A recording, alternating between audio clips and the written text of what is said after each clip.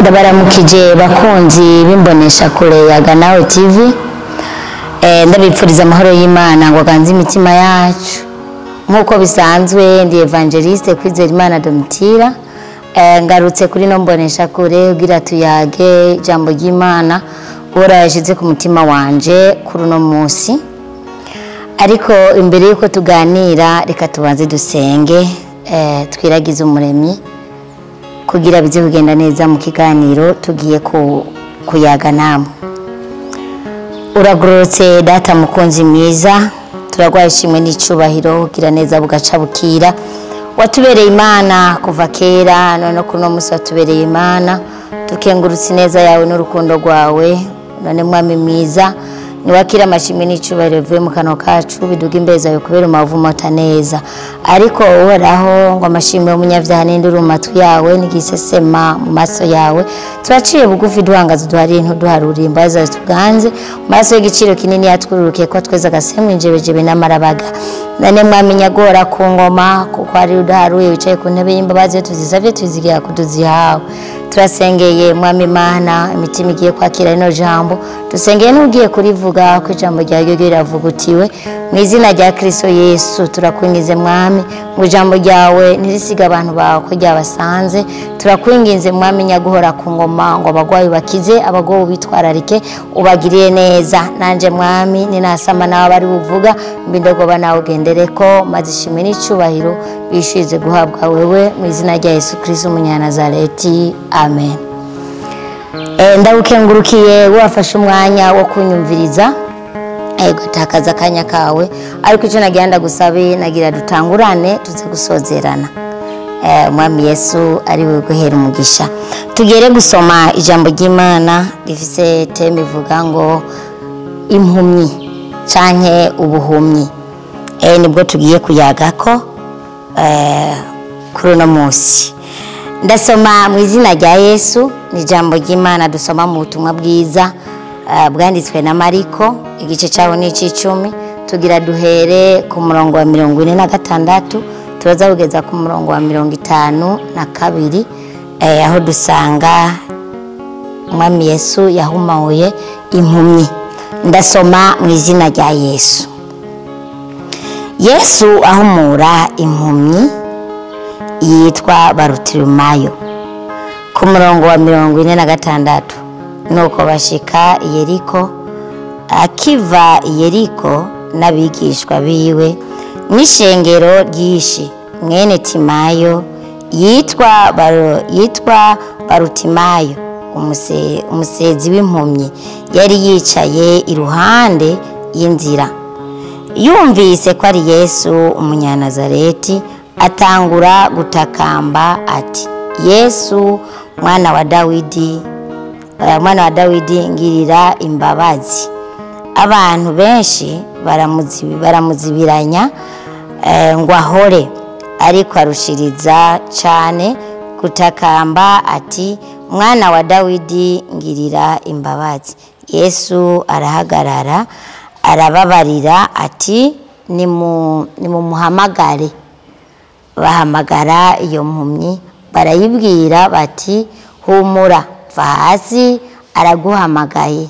Nayo ita impuzu yayo irabaduka yegera Yesu. Yesu arayibaza atugomba ko ngukorera iki? Ino mpumyi iramwishura iti, ndagomba guhumuka mwigisha. Yesu arayibwira ati, genda ukwizera kwawe kuragukijije. Aca arahumuka amukurikira ku nzira. Amen. Nayo majambo tugiye kuganira ko nshuti mukundwa avuga kuri uyu muntu yitwa Barutimayo yari impumyi. Impumyi tugiye kuyivugana ko mu buryo bubiri. Turaza kuvugana mu buryo impumyi mu buryo busanzwe. Twese impumyi dusanzwe tuyizi ni umuntu atabona. Impumyi nta mugambi igira, nubwo yawugira ntiyomenya kuwukora ngo ushire mu ngiro. Impumyi ntimenya iciza kuko ntikiraba, ntimenya uri ko arayikorera nabi kuko ntiba yamubonye. Impumyi mu bisanzwe mu majambo make bayifata ukuboko bakayereka iyija, igira ku vyiyumviro vy'abandi, igira ku maso y'abandi, ntishobora kumenya ngo uyu ni mwiza canke uyu ni mubi, iki kintu gisa neza canke iki kintu ni kibi. N'ubuhumyi tuzi mu buryo twese bugaragara, niko imibereho y'impumyi isanzwe imeze. Ariko turaza no kuyaga ku bundi buhumyi bwo mu buryo bw'impemu abantu benshi badashobora kwitwararika, kandi ubwo buhumyi buhari. Nshuti mukundwa, rino jambo Yesu ashitse impande ya Barutolomayo, Barutolomayo umutima wiwe uramenya ko umukiza aciye, ko umwami Yesu ahaciye, aratakamba, araboroga, arakoma induru uti Yesu mwene Dawidi ngirira imbabazi. Haleluya. Ntiyasavye ngo mpumura, yasavye ngo ngirira imbabazi. Haleluya. Asaba ngo ngirira imbabazi, ngo muga abantu baramuzibiranya, baramuzivya, baramuhoza, baramubwira ngo ntasubire gukoma induru avuga. Ariko nguko bamuzibiranije, nawe yakomeje kurushirizaho, ahubwo avuga n'ijwi rirenga, avuga ati Yesu mwene Dawidi ngirira imbabazi. Haleluya. Nawe nshuti mukundwa, urafise ibiriko birakuzibiranya, urafise ibiriko biragucecekesha, urafise abagukikuje baguma bavuga ngo urya nawe kuva aho yasengeye, ngo urya nawe kuva misi yose amajoro atumena amatwi, buri mwanya mu Bibiliya, buri mwanya ngiye gusenga, kandi mu vy'ukuri ntabwo usenga abo, ariko barakubangamiye. Si wowe wa mbere urumva ko n'impumyi Barutolomayo ariko aritakambira ku ruhara rwiwe, kuko bari bakikije Yesu, bari benshi, ishengero ryari ryinshi, ariko baramubanda, baramubuza, baramuzibiranya ngo nahore. Nagira ndaguhumurize ngo biriko birakuzibiranya kuri uno mugoroba canke muri kino gitondo, bivanye naho uza kugururira ino video canke aho ubutumwa bwiza buzagushikirira, ndakubwire nti ndaguhumurije, siwe wa mbere bazibiranije, ariko kuzibiranya kw'abantu ntikwabujije Barutolomayo gukira. Yesu aravuga ati oya, ahubwo ni mumumpamagarire, ni mumunzanire. Bahimushikira bamubwira ati humura, ahubwo va hasi, araguhamagaye.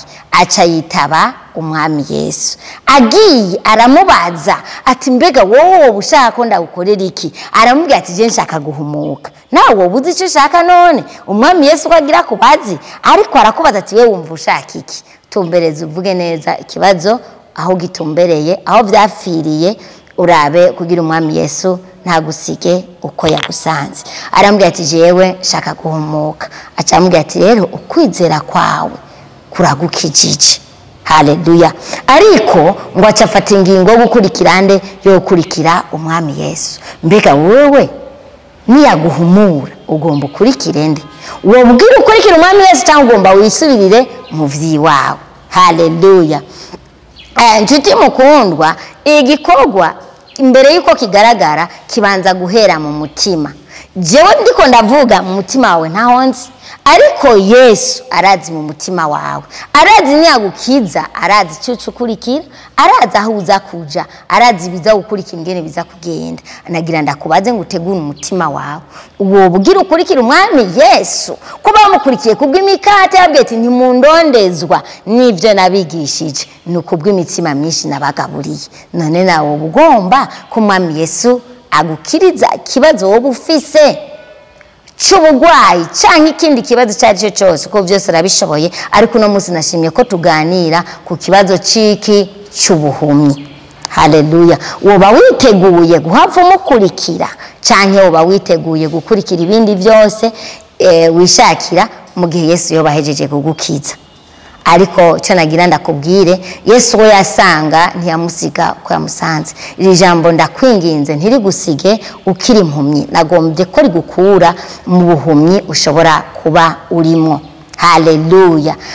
Nshuti mukundwa, rino jambo nakubwiye ntugiye tuvuga impumyi mu buryo bubiri, mu buryo bw'impemu no mu buryo bw'umubiri.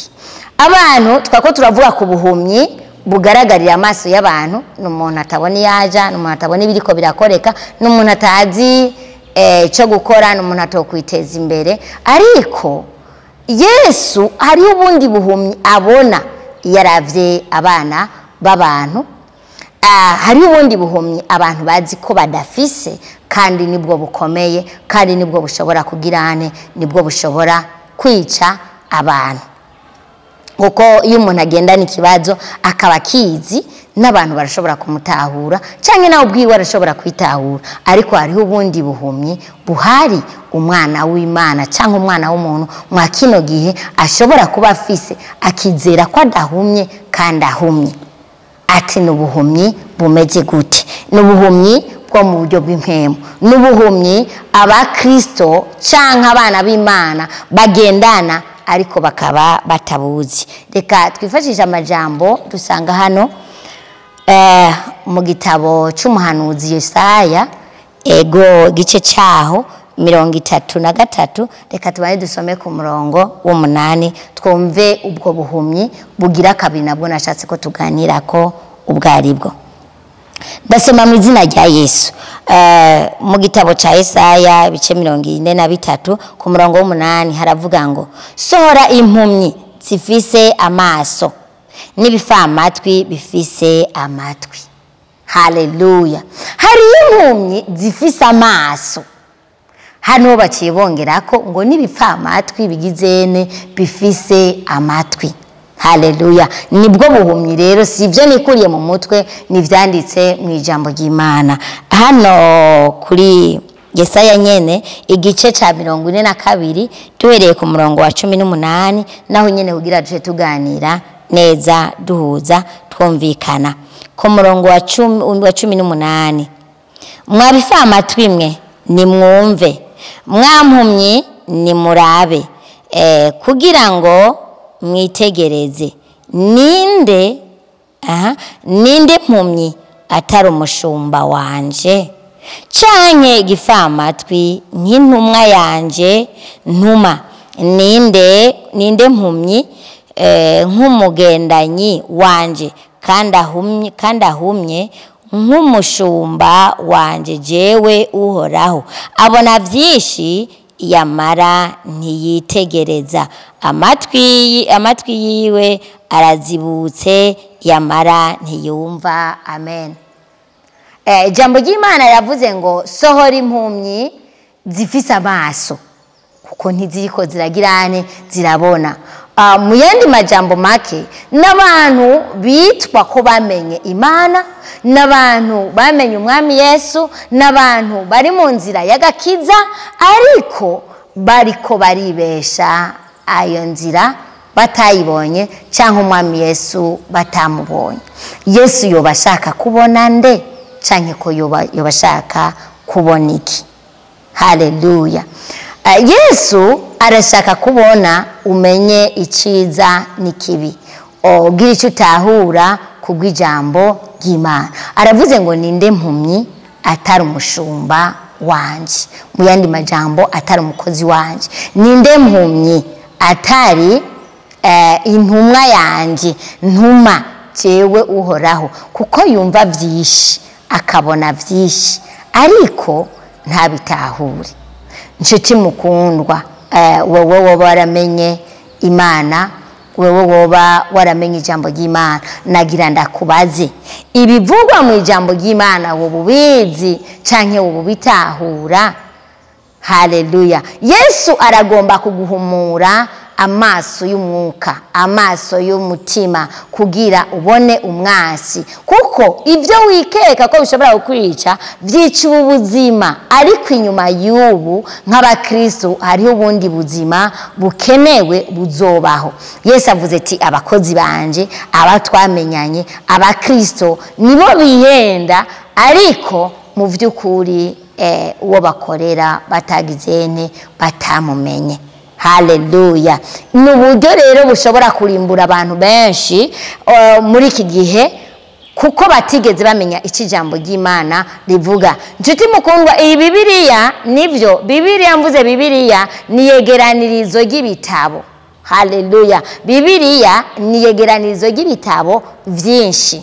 Si ukuvuga ko Bibiliya ari ryo jambo ry'Imana. Mu vyanditswe rero harimwo ijambo ry'Imana. Yesu aravuga ati reka ndabahe umukate mugabo mukubaha arawumanyura. Kwari kugira bawumanyure, nibisigura ngo usomye urasambura, urasobanuza, urasaba mpwemu yera. Iyi Bibiliya uyisomye urashobora kuyisoma nk'abandi ukayikuramwo ibitashobora gutunga ubugingo bwawe. Bisaba kuja indani ukimbika kugira ubone ibishobora kugufasha. Niho ushobora kuronka ubuzima bubonerwa muri Bibiliya. Reka twifashisha akarorero gatoya. Yesu atanga umwagazi w'intama, arabwira abisirayeli ngo babatangure Pasika babaga umwagazi w'intama, maze amaraso basige ku bishimaryango by'imiryango yabo. Mu majambo make amaraso aboneka iyo ubaze. Iyo ikintu gihagaze ntushobora kuronka mwiki mw'amaraso. Amaraso niki? Amaraso n'ubugingo. Yesu ngo ni umwagazi w'intama w'Imana. Yesu niwe jambo, kandi ngo mbere na mbere jambo yarariho. Iri jambo rero ryahozeho, ariko aravuga ati none ko ari umwagazi w'intama, amaraso mu kuyaronka bisaba kubaga. None kubaga mu ijambo ry'Imana ko bari gute? Nugusoma, ntusome nk'ikinyamakuru, ugasaba mpwemu yera akaba ari wagutahuza, ukabaza Yesu akaba ari wakwereka ijambo ryiwe hagati mu byanditswe. Haleluya. Hagati mu mwagazi w'intama habamwe amaraso, kandi amaraso nibwo bugingo. Niyo yamenye ku musaraba kugira ngo turonke iki? Ubugingo. Haleluya. Ntusomerere ivyanditswe gusa, anaginje kugukebura ngo urabe ubuhumyi ushobora kuba ufise, urabe kutashobora kuba wibesha ngo urabona kandi ugasanga utari kuragirane urabona. Ko ijambo ry'Imana ritubwiye ngo impumyi n'umukozi wanje, n'umushumba wanje, n'uwo nkoresha, n'uwama impande zanje. Ariko ibyo mvuga akaba atari ko aragirane, akaba atari ko arabitahura. Nagira ndagukebure gato, Bibiliya ikubiye mu migani. Haleluya. Umugani rero nk'abarundi bavuga ngo umugani ugana akariho, kandi umugani urasobanurwa. Nagira ndakubwire ijambo ry'Imana akenshi n'ubuhanuzi canke nihishurirwa. Iyo umuntu ayishuriwe rero urota indoto mu rurimi wumva, ariko ukazitwara ku bantu ngo nsobanurira. Abami twagiye tubona kenshi bagiye barazirota, ba Nebukadineza barazirose, umenga n'umwami Farawo umenga yarazirose nawe. Igihe azisigurirwa na Yozefu yarahamagara akabaza ati nimuze mugabo munsigurire je ibintu narose ibivuga uku, mugabo sinshobora gutahura ibirimo ivyari ivyo. None nawe ko uba wicaye aho uzinga ijambo ry'Imana urarizi, nta kuntu wogira umwete ngo usabe abantu bagusobanurire mu gihe ushobora kuba utabisobanukirwa. Haleluya. Ubu buhumyi ntuzosanga ubufise, ntuzosange warahegekeye Bibiliya, usange wayitwariye ubusa. Dufise abantu benshi bakoresha Bibiliya, ariko usanga tudasangiye ukwemera. Mbega muri uko ni gute tudahuje ukwizera kandi dusoma Bibiliya twese? Nuko ibiri ndani muri Bibiliya ahubwo atari byo dushikira. Ibiri nyuma muri Bibiliya bimeze nk'ikinyamakuru, bituma duharira, tubifatira ku migenzo yacu. Ariko iyo twasaba umwami Yesu ngo adusobanurire, yari kudusobanurira neza akatubwira ikijambo ryiwe rivuga n'icyo yari yashatse ko tumenya mu ijambo ryiwe. Haleluya. Reka twongere kwiri jambo dusoma mu byahishuriwe Yohana ibice byaho bitatu. Duhereye ku murongo wa 17 n'uwa 18. Twumve neza ingene umuntu ashobora kwibesha akibwira ko ari umukiristo. Byari n'ubutumwa bwiza Yohana yahawe arungikira amashengero ndwi. Muri ishengerero y'igirandwi ryari ishengero ry'Laodikiya, ngo ryavuga ko ritunze, ryavuga ko rivize byose, ariko umwami Yesu yari ko ararikebura. Haleluya. Umwami Yesu ariko ararikebura, aribwiye ati wewe uvugwa ko umutunzi, kandi ari we uri umworo rurangiranwa, ari we wafutanye, ari we w'impumyi, ari we ugenda amenya. Haleluya. Reka turasome tureke kwibwira ko kwibarira ngo niko kubesha. Ndasoma mu izina rya Yesu ibyahishuriwe Yohana igice cyaho cya 3 duhereye ku murongo wa 17 turasoma n'wa 18. Ndasoma mu izina rya Yesu ngo kukuvuga uti ndumukire ndatunze kandi ntacyo nkenye, numenye yuko ari wewe mutindi wafutanye, uri umworo, uri impumyi, ugenda amenya. Ndakugira inama ungure kw'izahabu yakuwe kw'inkamba n'umuriro, ubone kuba umutunzi, ungureko n'impuzu zera ubone kwambara, isoni z'ubwambure bwawe ntizigaragare, kandi ugureko n'umuti wo gusiga ku maso ubone guhumuka. Amen. Ngo kandi ungureko n'umuti wo gusiga ku maso ubone guhumuka. Uwo ni Yesu yariko arahishurira Yohani amubwira ivyo ishengero ry'Ilawodikiya mu mashengero ndwi yariko arandikirwa. None wewe muri ayo mashengero ndwi yariko arandikirwa wowe ushobora kuba urimwo? Nimba wowe urimwo, nari ndakwibukije nciye muri buno butumwa bwawe no shengero ry'indwi ry'Ilawodikiya, ryavuga ngo riratunze, ryavuga ngo ririkwije, ariko umwami Yesu ariravye aravuga ati wewe uri umworo, uri umutindi, warafutanye, ahubwo ugenda menya. Yesu arigira inama ko yogurako ubutunzi, amafeza, amazahabu yakuwemo inkamba n'umuriro n'amabuye y'agaciro. Yesu niwe buye rigumye imfuruka. Tuvuze amabuye y'agaciro ushobora kwibaza ko ari ayandi mabuye, ariko ugasanga uribeshe. Yesu rero yarakugiriye inama akubwira ngo mugureko umuti wo gusiga kuri ayo maso yawe. Muri kino gihe nshuti mukunda gituma nakuzaniye iby'iri shengero, abantu bose bavuga ko bazi Imana, abantu bose bavuga yuko barabakirisu bakijijwe, mugabo ibi biti ukabona biriko biriyongera. Ariko nagira ndagukebure, Yesu yavuze ngo ni inzira ipfunganye, inzira ija mu ijuru. Haleluya. Niwihende, ahubwo hagarara urabe neza, urabe ko atari wewe uri kurabivuga, kuko ari wewe wese uvuga ngo avuga ngo abisi je sindi uwisi je singizene, mugabo ugasanga iyo si niyatahama. Nivyo urashobora kuba utari uwisi, mugabo ndakugiriye inama kuko Kristo yatumye je kuri uno munsi ugure ubutunzi kuri we, ugure impuzu ubone kwambara, kugira isoni z'ubwambure bwawe ntizigaragarira abantu, ntizigaragare, ntiziboneke. Reka rero hindukira urabe kudashobora kuba ari wowe uri kuravuga kuri umutunzi, kuko bwari ubuhanuzi bwatanzwe buzogushikako, buzoshika ku mashengero. Uraba aho uhagaze, ureke kwidadira, ahubwo ufukame ubwire uwo bitanga ari we Kristo Yesu, ari we ashobora kuguhumura, ari we ashobora kuguha ubwo butunzi butagaragara buri mu ijambo ry'Imana, kugira uronke uwo muti ushobore gusiga ku maso ubone guhumuka. Ijambo ryatubwiye ngo sohora impumyi ariko zifise amaso zidashobora kubona ivy'ijambo ry'Imana, ibipfa amatwi,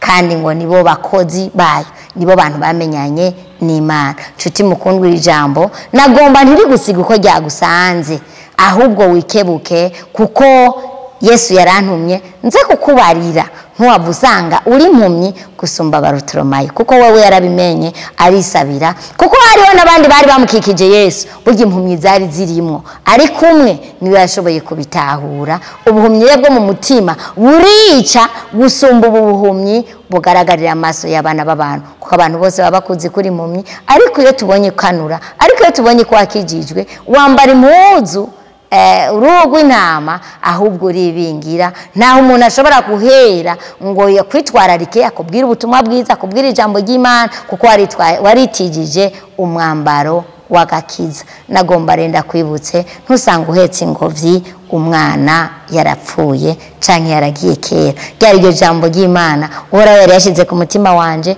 yari yandungikanye ngo nze turisangire nawe.